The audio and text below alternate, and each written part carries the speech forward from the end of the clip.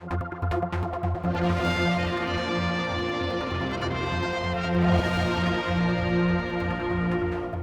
some good news for health services in the Isle of Man. Nobles Hospital is to get some new nurses, and it will actually save the department £500,000 a year. And with the island's new Director of Health, you're going to be employing over 28 new nurses. It will save you £500,000 a year. How does that work?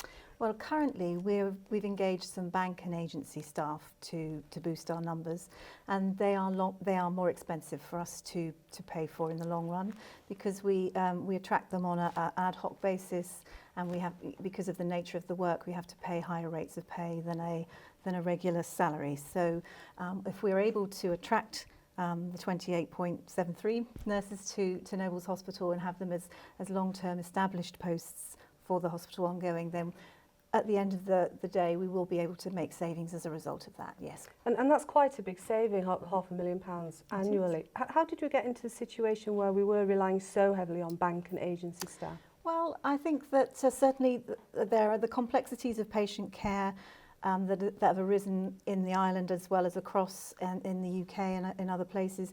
Complexity means that you need to have a higher ratio of nursing staff to look after them appropriately. And so over a period of time, I'm sure that's how it's arisen.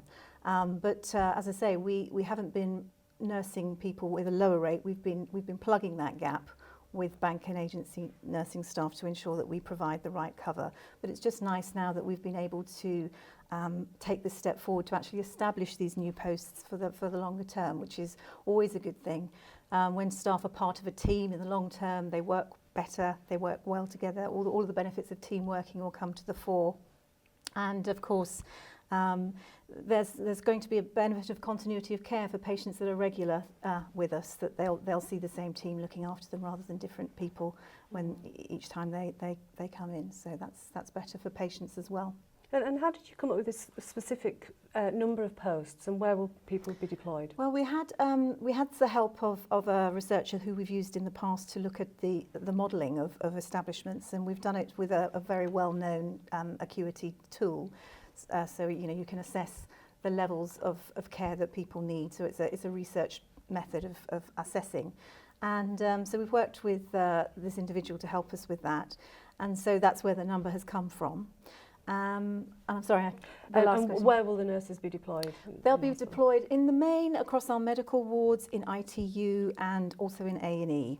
So there are some other specialist posts here and there as well, but the approximate 29 nurses will be hopefully with us, certainly in the next 12 months, of course, because some of those people are going to be quite specialist, and we are not able to necessarily attract them on island.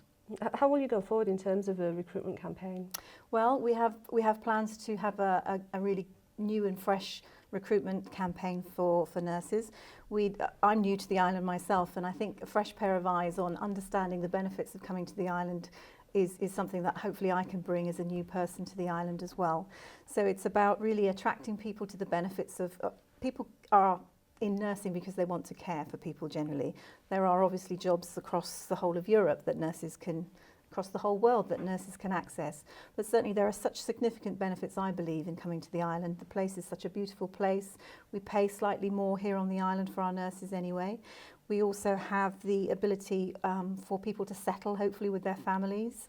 And so it's quite an attractive place. That's certainly one of the reasons why I was attracted to come here.